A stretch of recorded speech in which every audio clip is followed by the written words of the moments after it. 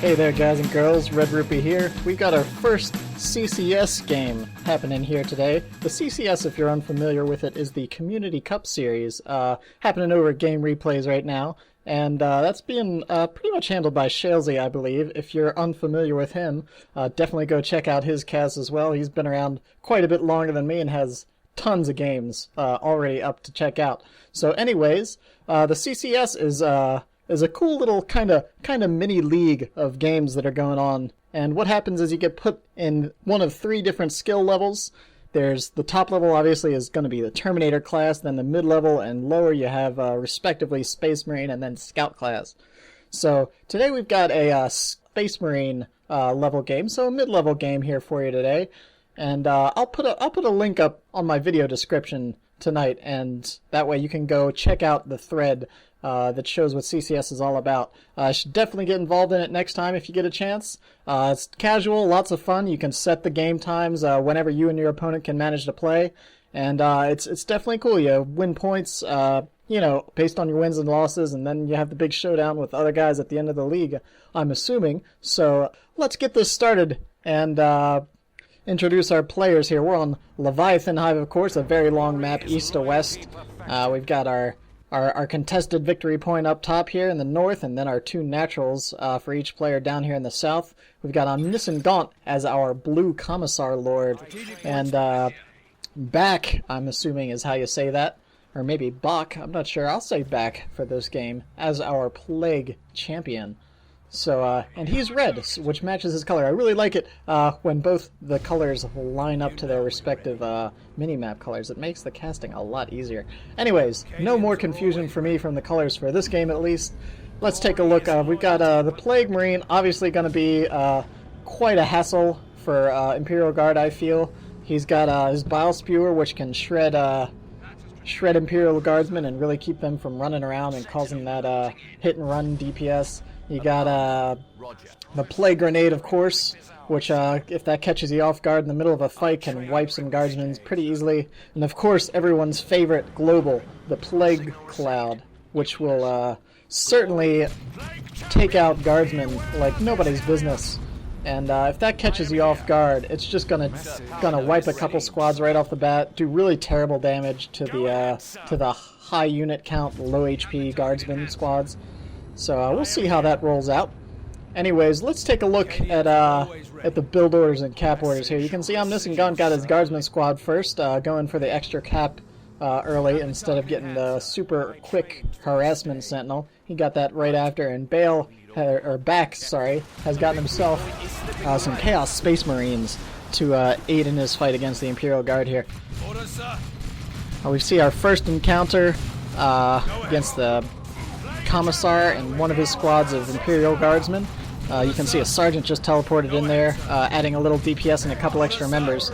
So looks like those Chaos Marines are going to do the right thing and try to chase them down, get them engaged in melee, which is a battle they will certainly win.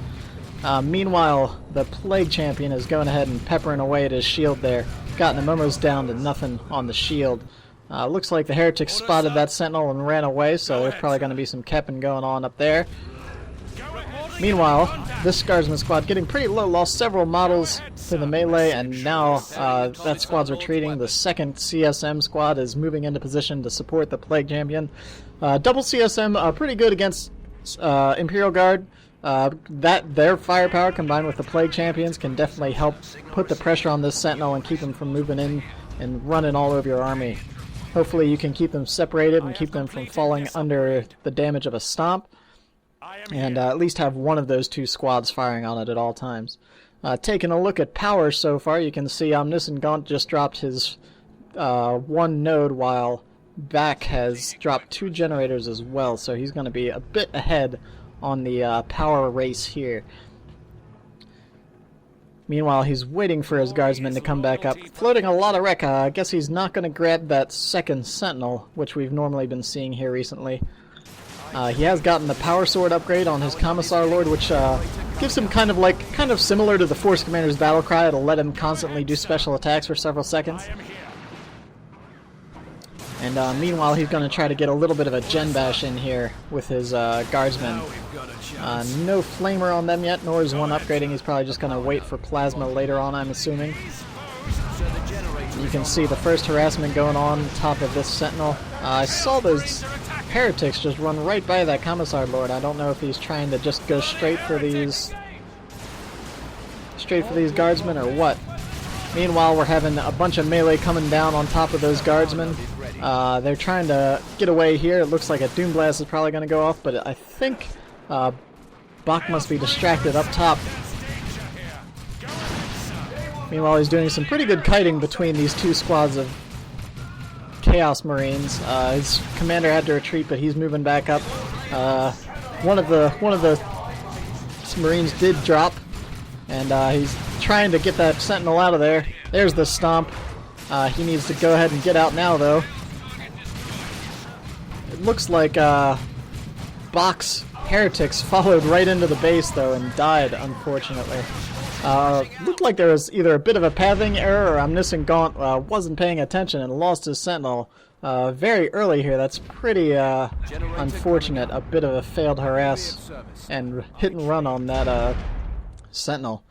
But yeah, I guess Baac didn't check his heretics, and they followed those guardsmen straight on home and got mutilated by the defensive base turrets of OmniscentGaunt. So Baac is going to go ahead and take the victory points back here and continue the victory point countdown. Looks like OmniscentGaunt went ahead and dropped all 3 generators plus a couple more down here, going a very light tier 1. Really dropped a lot of power right there. Both players going straight into tier 2 now. So we'll see how that plays out. Not sure about the super light tier 1 for Imperial Guard. I feel like maybe either that extra sentinel or even a heavy weapon squad or Catachans would have been pretty useful. But we'll see how this plays out. Right now, as the Imperial Guard player, you got to be deciding whether you want to get yourselves that fast sentinel or whether the quick blood crusher is going to hit the field, and you're going to need your stormtroopers to deal with that. You can of course get the power fist on your commissar lord, but without an additional source of AV damage, that blood crusher can still outrun him pretty easily and cause some steady havoc on your Imperial Guard forces. There goes that the ability on the power sword. The lead by example ability is what that's called. I wasn't sure. I was going to call it the battle cry, but I knew that was incorrect. That's the force commander. And they did, the combined forces of the 2 Chaos Marine squads and the Plague Champion did manage to fight him off. We can see there's the Blood Crusher and the Chimera coming in. Canceled the Blood Crusher and got himself a squad of Chaos Havocs instead. That's curious. I definitely would have gone with the Blood Crusher in this case. Definitely would be able to handle that Chimera pretty well. The Chaos Havocs will, I'm assuming, maybe go to a las cannon later with the Mark of Siege, but ultimately that quick Blood Crusher is just a very powerful unit, and there's no reason not to go for that. You can see Aspiring Champion going on to the Heretics, and looks like the Mucus Discharge, which gives the Breath of Nurgle ability, allowing the Plague Champion to heal any nearby friendly Chaos units with a quick, kind of looks like a Plague Fart almost. I'll be honest. That's what it makes me think of, Mucus Discharge. So we'll see how this goes. I hope this Havoc squad works out. I'm really not sure why he didn't grab that Blood Crusher. We'll see. Perhaps fearing the inevitable Stormtroopers, but really, if you keep your Heretics near the Blood Crusher, you don't need to worry too much. You can generally support it, especially with the DPS, range DPS that he has between his Chaos Marines and Plague Champion. OmniscentGaunt now getting a pretty solid power bash here, finding Baac pretty far out of position to defend that. Probably just going to exchange power farms here. But looks like instead of destroying it, he's going to go ahead and decap that. Not sure if that's the right plan, but we'll see how that works out. The fist, Power Fist now equipped on the Commissar Lord, ready to deal with the inevitable Blood Crusher, but we can see Baac chose not to get that. Plasma also upgraded onto the Imperial Guard squads now. Baac getting a third squad of Chaos Space Marines. I can't say I agree with that. The third squad of Chaos Marines really isn't going to add anything to your army composition. Your Chaos Marines are good DPS units, but really offer no utility to your army. Bloodletters, a Blood Crusher, even Plague Marines at this point to deal with this Chimera, I feel would have been a much better choice. I always say in this game the best way to really take your opponent by force is to provide them the highest amount of different problems you can for your opponent. Give him melee to deal with, then suppression, then a vehicle, then any number, a jump squad or teleporting squad, and just really force your opponent to decide which losses he's going to take, because sometimes you can't, spread his micro out. So we'll see. We can see one of the Chaos Space Marine squads took the Mark of Khorne, turning them into the Khorne Berserkers. And OmniscentGaunt now going straight into Tier 3 with only his Chimera in Tier 2. I really feel like with all these Chaos Marines on the field, some Ogrins would be an excellent choice, especially for the Commissar Lord. You can get that Bionic Eye and really put a hurt on these guys. We can see another squad upgrading to Khorne Marines as well. I guess going for some heavy melee here is Baac's plan. And we'll see what happens with this third squad. I'm not sure if he's going for all melee. Looks like the Chaos Havocs have upgraded to the Mark of Siege, giving them the las cannon to deal with that Chimera. So hopefully this will all work out. Those combined with the Khorne Marines, one good shot on that Chimera should put it in a good deal of trouble. Here goes the last squad of Chaos Marines, getting the Mark of Siege, which gives them the Inferno Bolters and really ups their DPS pretty hard. So we're going to see what this does. See if this triple Chaos Marine tactic works out in favor of Baac. He didn't get the generator bash. He really should have done that and tried to keep his power down, because Gaunt now is going to be at a major advantage having both of those farms up, and we'll be able to get some heavy Tier 3 units on the field, either a Lemon Russ, or if he can manage to save up for it, a dreaded Baneblade. Good use of the Heretic Worship here, healing his troops as they dash into battle against this Chimera. It looks like it is going to escape just barely. He needed to have his las cannon in to get another shot on that. Oh, there it goes actually. The Melta Pistols of the Khorne Marines actually finished that off. I was not expecting that to happen. Excellent work by Baac on that.